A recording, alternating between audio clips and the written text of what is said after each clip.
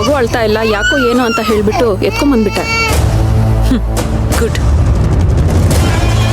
ನೀನಿವಾಗ ಏನ್ ಮಾಡ್ಬೇಕು ಅಂತ ಅಂದ್ರೆ,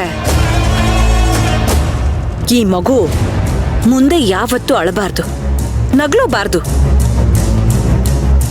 ಆ ತರ ಇದ್ರ ಬಾಯಿ ಮುಚ್ಚಿಸ್ಬೇಕು. ಅಂದ್ರೆ ಪರ್ಮನೆಂಟ್ ಆಗಿ ಬಾಯಿ ಬಂದ್ ಮಾಡು. ಉಸಿರು ಕಟ್ಸಿ ಸಾಯಿಸ್ಬಿಡು.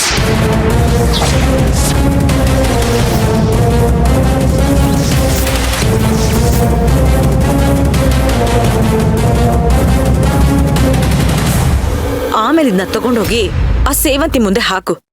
ಹುಡ್ತಾಗ್ಲೇ ಸತ್ತೋಯ್ತು ಅಂತ ಹೇಳಿ ಕೈ ತೊಳ್ಕೊಂಬಿಡು. ಯಾಕೇನು ಮಾತಾಡ್ತಾ ಇಲ್ಲ? ನೀನ್ ಕೇಳ್ದ ಕ್ಷಣನ ನಿನ್ ಮುಂದೆ ಸುರಿತೀನಿ. ಅಲ್ಲಮ್ಮ, ಇಷ್ಟು ಮುದ್ದಾದ ಮಗು, ಅದು ಗಂಡು ಮಗು. ನಾನು ನೀವೋ ಇಲ್ಲ ಬೇರೆ ಯಾರಾದ್ರೂ ಮಕ್ಳಿಲ್ದೇ ಇರೋರು ಸಾಕ್ತೀರಾ ಅಂತ ಅನ್ಕೊಂಡಿದ್ದೆ.